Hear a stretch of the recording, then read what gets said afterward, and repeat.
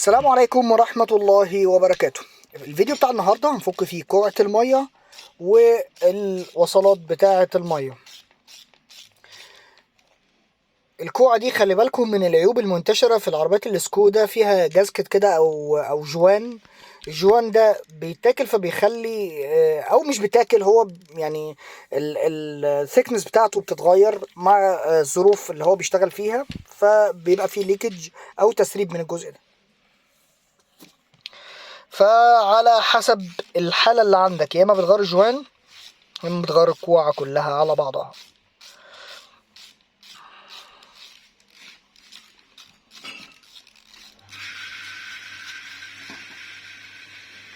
ادي الكوعة، وده وصلة المية اللي داخلة في الكولر بتاع الفتيس.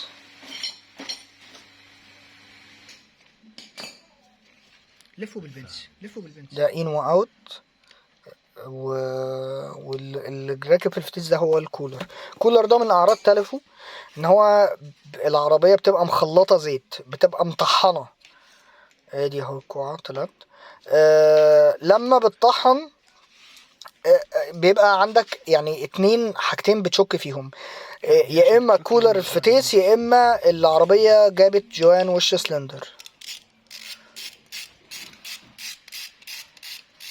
دي القاعدة بتاعت الموبينة. فبتتعرف منين؟ بيشوفوا بيطلع بسم الله الرحمن الرحيم، بيطلع الستيك او اسمها ايه يا جدعان؟ بتاع مقياس زيت الموتور، مقياس الزيت. بيبص فيه لقى الزيت تمام، بيبقى في الغالب هو الكولر بتاع الفتيس. وبرضه في كل الاحوال يعني الميكانيكي بيراجع عليها، يبص عليها.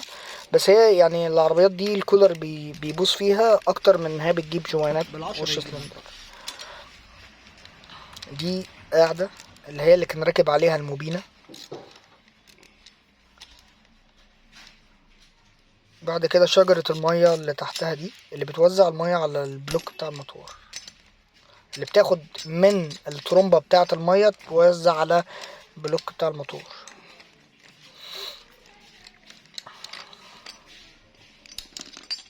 دي بقى داخلة شحن.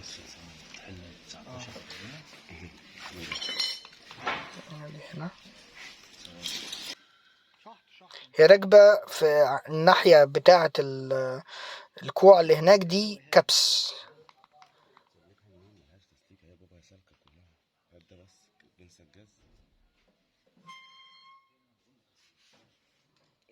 نفلت الخرطوم التاني من الكولر عشان تبقى حرة ان احنا نحرك ونلف براحتنا.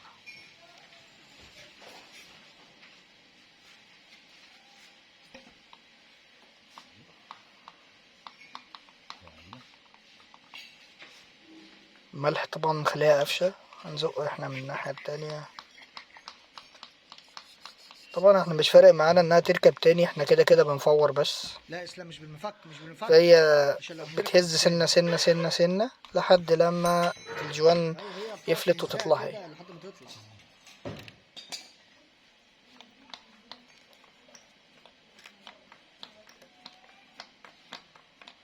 ايوه بتطلع. بصوا الملح مخليها قفشة اهو. كل ده دي الشجرة بتاعة المية. يا عم شيل الفيشة.